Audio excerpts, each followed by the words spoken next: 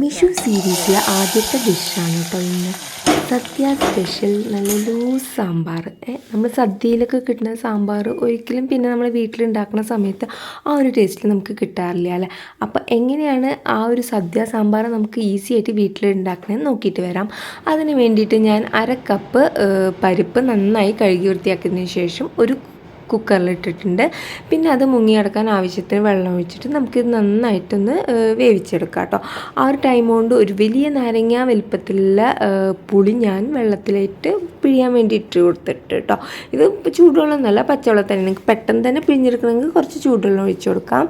പിന്നെ ഇതിലേക്ക് കഷ്ണങ്ങളായിട്ട് ഞാൻ വെണ്ടയ്ക്ക, ഒരു ഉരുളക്കിഴങ്ങ്, ഒരു മുരിങ്ങയൊക്കെ നീളത്തിൽ കട്ട് ചെയ്തെടുത്തിട്ടുണ്ട്. പിന്നെ ഒരു തക്കാളി, ഒരു 4-5 അല്ലി ചെറിയ ഉള്ളി കേട്ടോ. ഇത്രയാണ് എടുത്തിരിക്കുന്നത്. ഒരുപാട് കഷ്ണങ്ങളൊന്നും ഉണ്ടാവില്ല ഈ സദ്യയിലത്തെ സാമ്പാറിന്, ശ്രദ്ധിച്ചാൽ മനസ്സിലാവും. ഇനി നമുക്കിതിലെ വെണ്ടയ്ക്ക നമുക്കൊന്ന് വറുത്തെടുക്കണം കേട്ടോ. വെണ്ടയ്ക്ക കറിയിൽ യൂസ് ചെയ്യുമ്പോൾ എപ്പോഴും വറുത്ത് തന്നെ ചേർക്കുക. അപ്പം നന്നായി വറുത്തെടുത്തിട്ടുണ്ട്.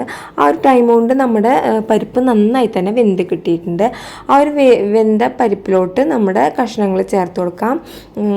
വെണ്ടയ്ക്ക, ഉരുളക്കിഴങ്ങ്, മുരിങ്ങയ്ക്ക, തക്കാളി, ചെറിയ ഉള്ളി, ഇത്രയും ഞാൻ ചേർത്ത് കൊടുത്തിട്ടുണ്ട്. ഇനി പൊടികളായിട്ട് ഇതിലേക്ക് ഒരു 1/2 ടീസ്പൂൺ മഞ്ഞൾപ്പൊടി, പിന്നെ ആവശ്യത്തിന് ഉപ്പ്, ഇത്രയാണ് കേട്ടോ നമ്മളിപ്പോൾ ചേർക്കുന്നത്. മുളക് പൊടി ഇപ്പോൾ ചേർക്കുന്നില്ല.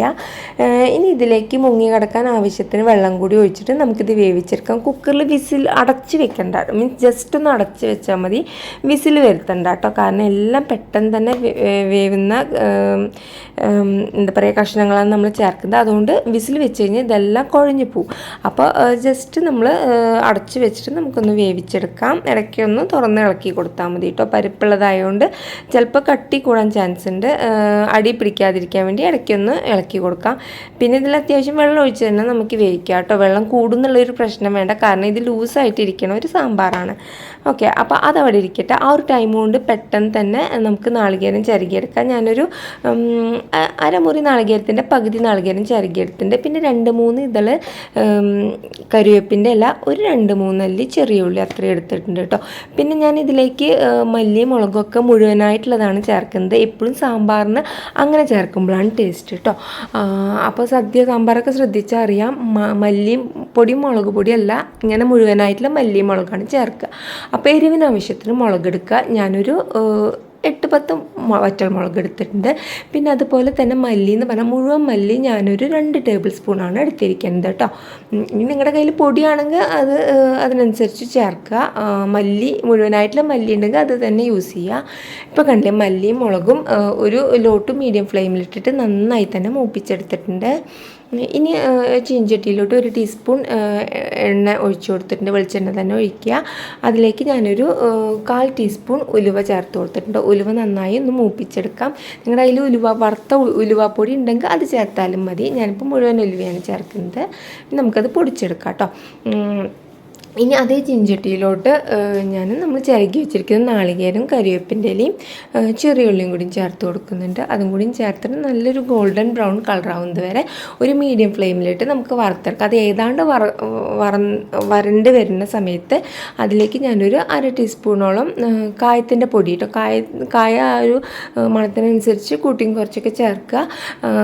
ഓക്കെ, നമുക്ക് സാമ്പാറിൽ കായത്തിൻ്റെ ടേസ്റ്റ് നിൽക്കണം, അപ്പോഴാണ് ടേസ്റ്റ് വരിക. അതിനനുസരിച്ച് സാമ്പാർ കായൊക്കെ ചേർത്ത് കൊടുക്കുക കേട്ടോ. ഞാനൊരു 1/2 ടീസ്പൂണോളം ചേർത്ത് കൊടുത്തിട്ട് പിന്നെ നോക്കിയിട്ട് നമുക്ക് വേണമെങ്കിൽ വീണ്ടും ചേർക്കാവുന്നതേ ഉള്ളൂ. അപ്പോൾ അത് ചൂട് കയറിയതിന് ശേഷം നമുക്ക് നന്നായിട്ട് മഷി പോലെ അരച്ചെടുക്കണം കേട്ടോ. ആ ഒരു ടൈം കൊണ്ട് നമ്മുടെ കഷ്ണങ്ങളൊക്കെ നന്നായിട്ട് വെന്ത് കിട്ടിയിട്ടുണ്ട്. അതിലേക്ക് നമ്മൾ കുതിരാൻ വെച്ചിരുന്ന വാളംപുളി നന്നായിട്ട് പിഴിഞ്ഞിട്ട് നമുക്ക് ചേർക്കാം കേട്ടോ. അതും പുളിക്കനുസരിച്ച് ചേർത്ത് കൊടുക്കുക.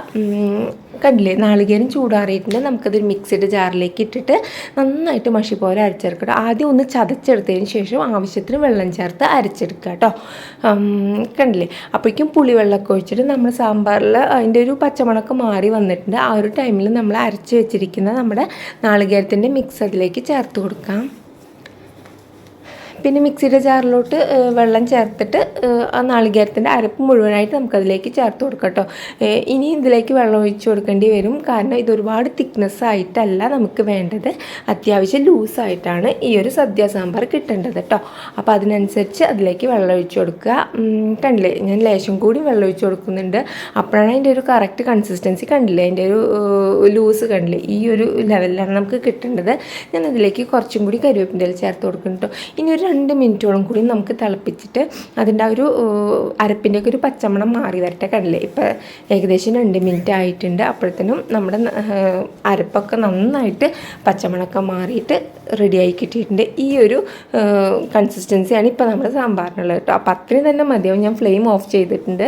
ഇനി ഇതിലേക്ക് ആവശ്യത്തിന് കരിവേപ്പിൻ്റെ ഇല ചേർത്ത് കൊടുക്കാം. ഇനി നമുക്കിതിലേക്ക് താളിച്ച് ചേർക്കാം. അതിന് വേണ്ടിയിട്ട് ഒരു ചീനച്ചട്ടിയിലോട്ട് 1 ടേബിൾ സ്പൂണോളം വെളിച്ചെണ്ണ ഒഴിച്ച് കൊടുത്തിട്ടുണ്ട്. അത് ചൂടായി വരുമ്പോൾ അതിൽ കടുകിട്ട് പൊട്ടിക്കാം. കടുക് പൊട്ടി വരുന്ന സമയത്ത് 2-3 വറ്റൽമുളക് അതിലേക്ക് കീറിയിട്ട് കൊടുക്കാം. അതും കൂടി മൂത്ത് വന്നു കഴിഞ്ഞാൽ നമുക്കതിലേക്ക് കുറച്ചും കൂടി കരിവേപ്പിൻ്റെ ഇല ചേർത്ത് കൊടുക്കാം. പിന്നെ ലാസ്റ്റ് ആൻഡ് ഫൈനലായിട്ട് ഒരു 1/4 ടീസ്പൂൺ കായത്തിൻ്റെ പൊടി കേട്ടോ.